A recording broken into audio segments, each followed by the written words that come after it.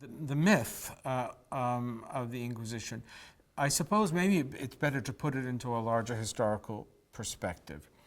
The use of, or let's say the function of Inquisition, that is an inquiry directed towards issues of dissent, was adopted by the Latin Church from Roman legal procedures, roughly dating to about the 1st century BC. So for about 1,000 years, let's say, of Christianity, the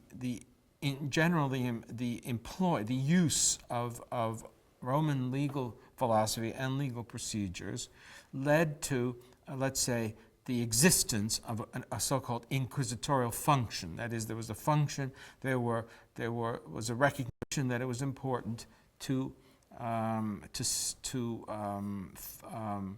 protect the community from dissent. We could talk about that more later.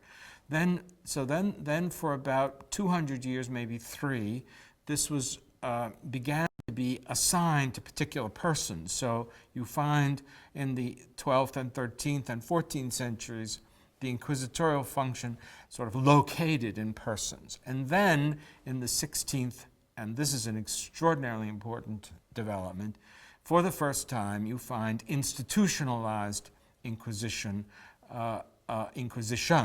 and that is, for the first time in the 16th century, the Holy See created a body for this purpose as one of the secretariats assisting the Pope.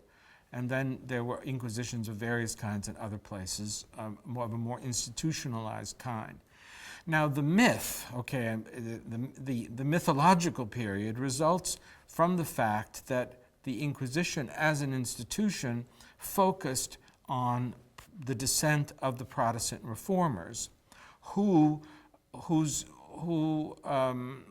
themselves, of course, needed to deal with the problem of dissent among their own communities. But this Inquisition that seemed to be persecuting the reformers then came to be viewed in the 18th century as the great persecution of the Roman Church of people who in fact wanted to purify it. So it was the corrupt institution, the myth is the corrupt institution persecuting the heroic reformer. And this image is, of course, this myth of the Inquisition remained in place, and in many ways still remains in place, unchallenged, at least in the popular culture, but has been, of course, recognized now by historians to be in need of a great deal of correction, and studies such as the ones we were talking about of archival material has made that correction possible, and a program like this, for example, in a way possible, because now we know things that we simply didn't know before to help challenge the myth. All right, let's pick up from here. I want to go back to some of your beginning remarks, referring to the early Inquisition, and we will make the distinction among the Inquisitions. Yes. We have a lot of points to come back to. Well, so that's the historians really. But no, you go ahead, David. Go ahead. But in referring to the early Inquisition and, of course, subsequent Inquisitions as a legal procedure.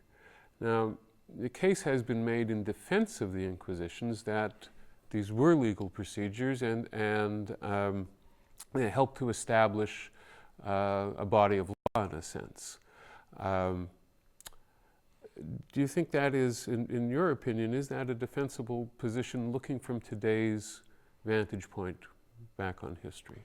Well, I suppose that it is the case that because of highly refined, or the historic over a period of time, the refinement of roles like prosecutor and defense, or defense attorney, let's say, to use American categories, those roles did in fact come to be sharpened and understood better because of legal procedures adopted and developed by the Latin Church over a 1,000-year period.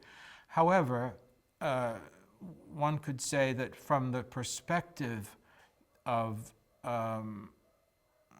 the church itself, it is, let's put it, perhaps we should say a more important point is that many of the things that developed in the church over especially that first 1,000-year period, in fact helped to shape what Western civilization has become.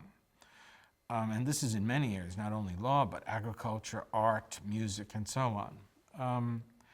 However, if there were harms committed, let's say if the Inquisition did in fact cause some harms, then one couldn't say that it could be justified by the fact that it in some way contributed to the development of Western legal procedures. However, I think largely the Inquisition was far less harm-producing than it has been understood to have been. One of the problems with the Inquisition is the use of torture, but as many people don't realize, of course, the use of torture, in which to us is reprehensible in all of its forms and seems beyond justification of any kind, nonetheless was part of the legal procedures, not only in ecclesiastical trials, but in all kinds of trials, even for stealing or treason or whatever. However, without getting into torture, which is a clear, but nonetheless legal, to us offensive, but nonetheless in that cultural period, a legally defined way of producing evidence in trials. Apart from that, the bad rap that the Inquisition has gotten has been largely a result of the myth we talked about before. In fact, it was extremely careful, as these archival materials have shown, careful in the way in which it sought to define the actual nature of the crime, to bring forth evidence, to have procedures for interviewing witnesses and the accused, and so on.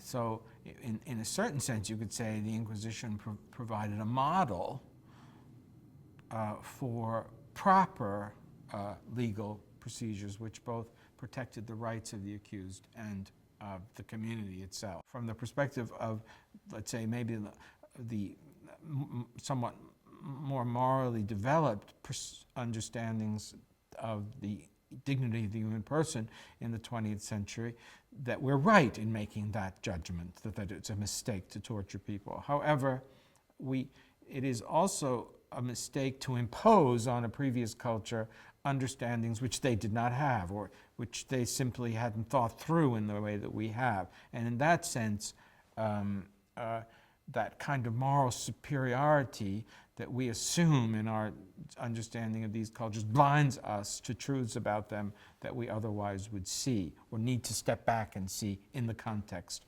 of their times. I hope that's better. If you're not comfortable at I'm any fine. point, It's just very wordy. But you. Well, you if you want, no, if can you'd like to edit it do all another, out. if you'd like to, we. No, I don't never want to talk about this again. So I've said the last word on that at the moment. Let's move on. All right. I hope you can. Critics of these aspects of the Inquisition have certainly also suggested that by its very legalistic nature, its incredible documentation, that it also set the formula, laid the foundations for elements of fascism and totalitarianism in much more modern societies. Mm-hmm. Well, I mean, that's a difficult, there's a judgment that is hard for me to make. It's always the case that the example of the past can provide bad precedents for the present, and so if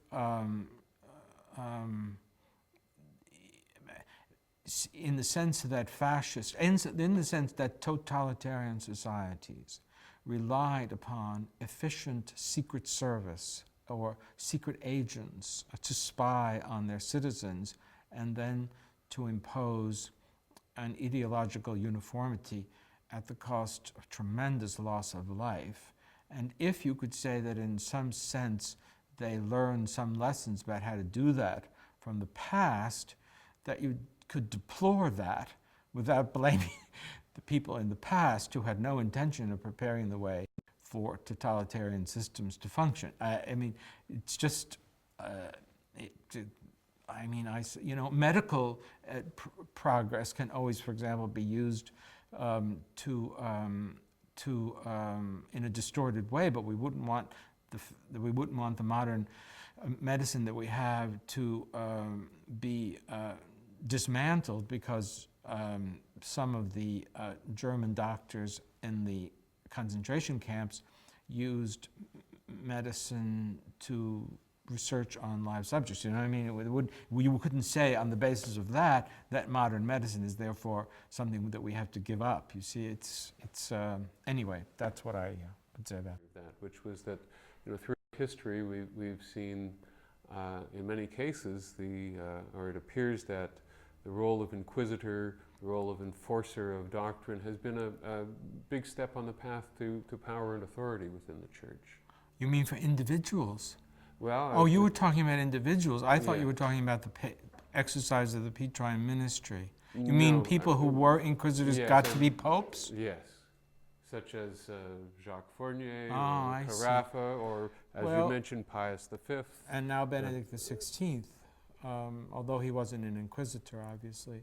Well, only because the persons, I would say because the persons chosen for the post of inquisitor were of the highest caliber. In other words, it was already a pre-selection, you might say, for higher office. Although in the respect, say, to Galileo, the church at first thought that Galileo's ideas, in fact, there's a lot of confusion about this.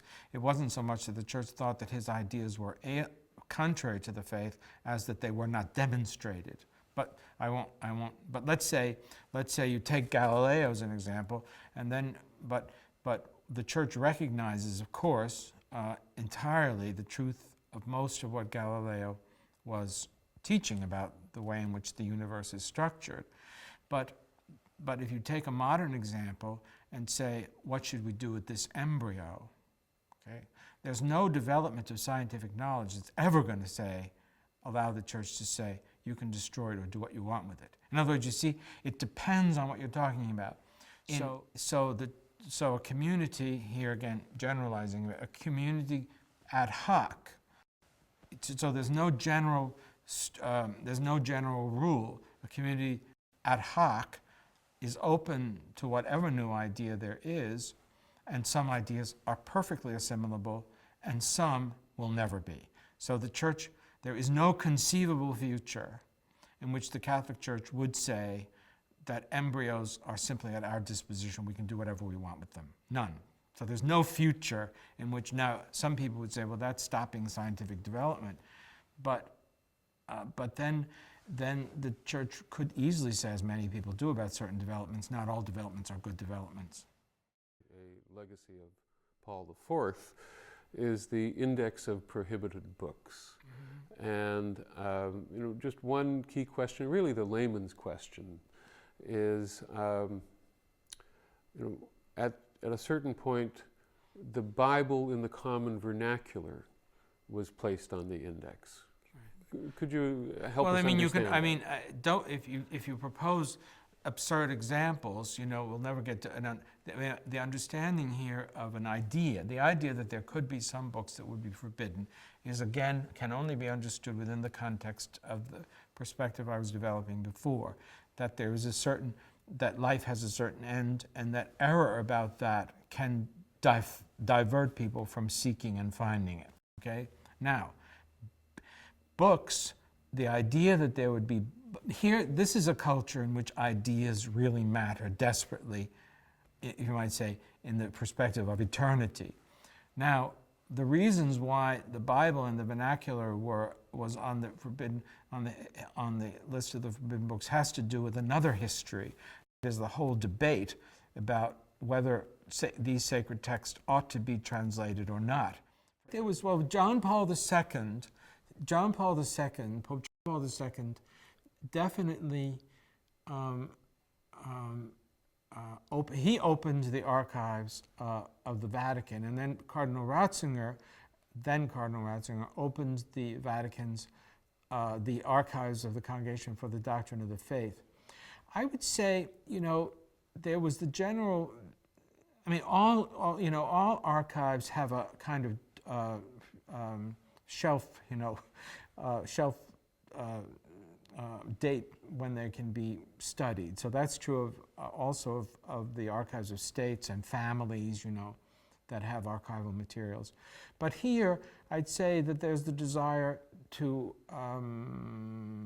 become more open and less secretive, although often secrecy is meant to protect persons, which is not always understood. I mean, that's also true of, if you have a family member who dies and who produced a great literary output, and let's say their letters are very controversial and affect judgments about persons, well, you might say, let's wait until all the people mentioned in these letters are dead before we publish. Well, that secrecy in the church archives is of a similar nature.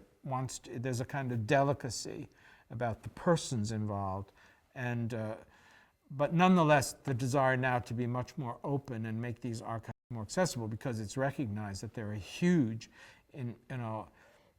extraordinarily important resource for the history of the West.